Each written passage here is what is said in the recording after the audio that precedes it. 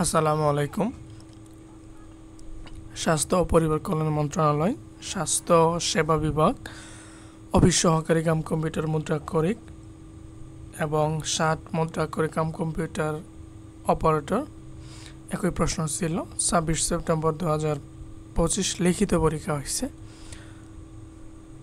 প্রথম প্রশ্ন হলো, একটি নল 12 মিনিটে একটি খালি চৌবাচ্চা পূর্ণ করতে পারে।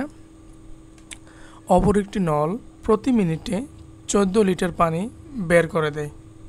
চৌবাচ্চাটি খালি থাকা অবস্থায় দুইটি নল একসাথে খুলে দেওয়া হলে চৌবাচ্চাটি 16 মিনিটে পূর্ণ হয়। চৌবাচ্চাটিতে কত লিটার পানি ধরবে? তাহলে ধরি চৌবাচ্চাটিতে 1 লিটার পানি ধরে। এখন প্রথম নল দ্বারা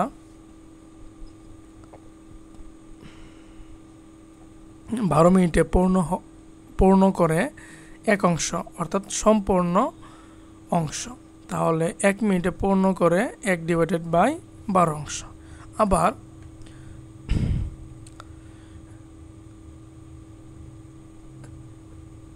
দুটি নল দ্বারা বলা হচ্ছে চৌবাচ্চাটি খালি থাকা অবস্থায় দুইটি নল একসাথে খুলে দেয়। তাহলে দুটি নল দ্বারা 16 মিনিটে পূর্ণ করে এক অংশ, অর্থাৎ সম্পূর্ণ অংশ।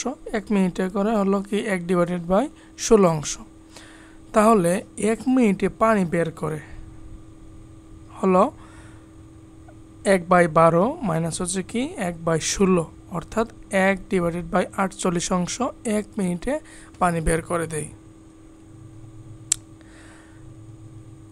তাহলে 1/48 অংশ পানি বের করা হচ্ছে কি 1 মিনিটে। তাহলে 1 অংশ, অর্থাৎ সম্পূর্ণ অংশ পানি বের করা হচ্ছে 1/1/48। তাহলে এটা গুণ আকারে 48 উপরে চলে আসবে লবে। 1 × 48 সমান হচ্ছে কি 48 মিনিটে। তাহলে 1 মিনিটে পানি বের করে 14 লিটার। এই যে 14 লিটার, অতএব 48 মিনিটে পানি বের করে দেয়। 14 × 48 সমান 672 লিটার, অর্থাৎ চৌবাচ্চাটিতে 672 লিটার পানি ধরে। ঠিক আছে, পরের প্রশ্নে আসি। একটি লঞ্চে ডেকের যাত্রীর সংখ্যা কেবিনের যাত্রী সংখ্যার 4 গুণ অপেক্ষা 2 জন বেশি।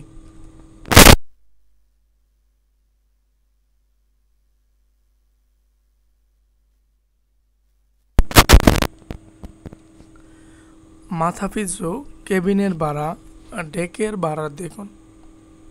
ডেকের ভাড়া মাথাপিছু 30 টাকা এবং লঞ্চের মোট ভাড়া আদায় হয়েছে 1680 টাকা হলে মোট যাত্রী সংখ্যা কত? তাহলে ধরি কেবিনের যাত্রী সংখ্যা সমান কত জন? 1 জন। তাহলে ডেকের যাত্রী সংখ্যা কত হবে? ডেকের যাত্রী সংখ্যা হবে কি 4 গুণ অপেক্ষা 2 জন বেশি। তাহলে 4x + 2 জন। তাহলে মোট যাত্রী কেবিনের যাত্রী প্লাস ডেকের যাত্রী x + 4x + 2 ইকুয়াল হচ্ছে কি 5x + 2 জন। এখন দেওয়া আছে ডেকের ভাড়া হলো 30 টাকা, অতএব কেবিনের ভাড়া হচ্ছে দ্বিগুণ, তাহলে 60 টাকা। শর্ত মতে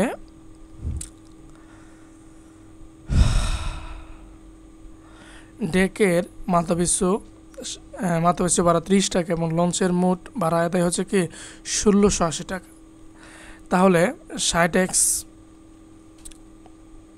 + 30 × 4x + 2, এই যে মোট ভাড়া আদায় হয়েছে হলো 1680 টাকা। এখান থেকে আমরা x এর মান বের করব।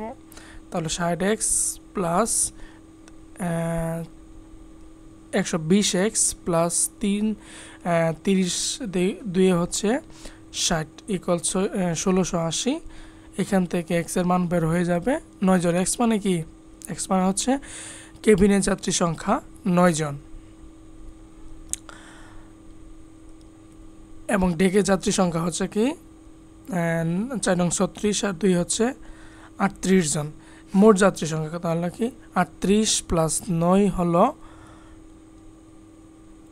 47 জন, বা মোট যাত্রী নিচে লেখা আছে 45 + 2 47 জন। ঠিক আছে,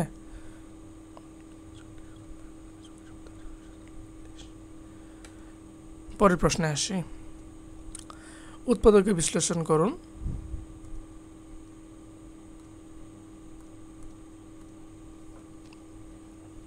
দেওয়া আছে 10x cube minus 9x square minus 144x minus 81।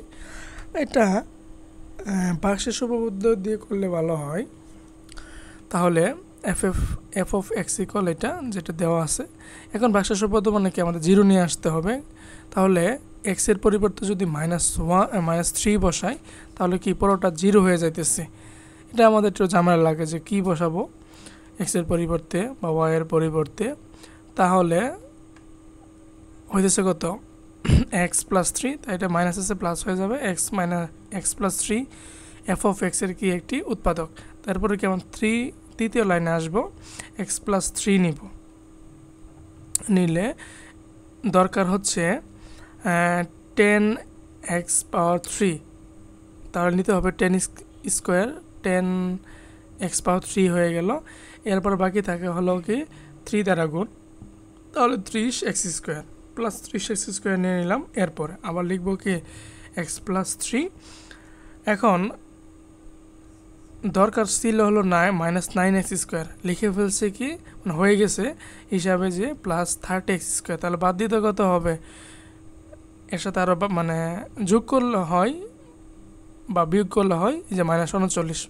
তাহলে 39x দ্বারা গুণ করি, কারণ এক্স আছে 39x স্কোয়ার, তাহলে -9x স্কোয়ার হয়ে গেল। এরপরে প্লাস মাইনাসে -3 39 হচ্ছে 117x।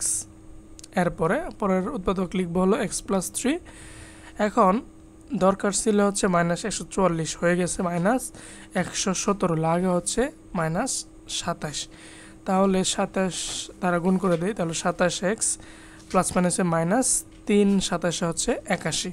এখন আমরা পেয়ে যাব এক্স প্লাস 3 এক্স প্লাস 3 একটা, বাকি থাকে 10x square minus 39x minus 27।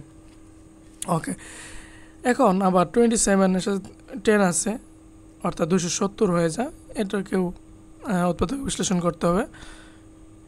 তাহলে 10x স্কোয়ার 270 হচ্ছে 45, আর 6 গুণ করলে 270 হয়ে যায়। তাহলে -45x প্লাস 6x সমান হচ্ছে -39x মাইনাস 27। তাহলে x প্লাস 3, তাহলে এখানে কমন যাচ্ছে হচ্ছে 5x,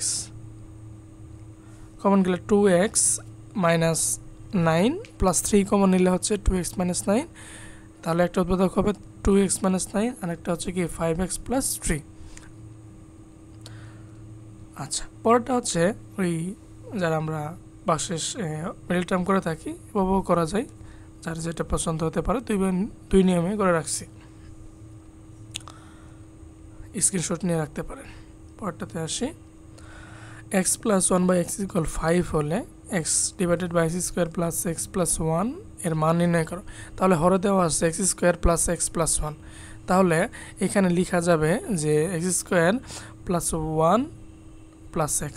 তাহলে দেওয়া আছে x প্লাস 1/x ইকুয়াল 5, আর লসাগু নেই x আর x স্কোয়ার প্লাস 1 ইকুয়াল 5, আর গুণ করলে পাবো আমরা x square plus 1 equal 5x। প্রদত্ত রাশি x divided by x square plus x plus 1, তাহলে x প্লাস 1 একসাথে নিয়ে আসি, এটার মান হলো 5x প্লাস x থাকে, যোগ করলে হবে 6x ডিভাইডেড বাই 6x ভাগ 1, তাহলে 1 ডিভাইডেড বাই 6ই হচ্ছে কি এক প্রদত্ত রাশির অ্যান্সার। আশা করি ক্লিয়ার। ঝামেলা ছিল তো, এরপর আর ঝামেলা থাকবে না আশা করি। Thank you everyone.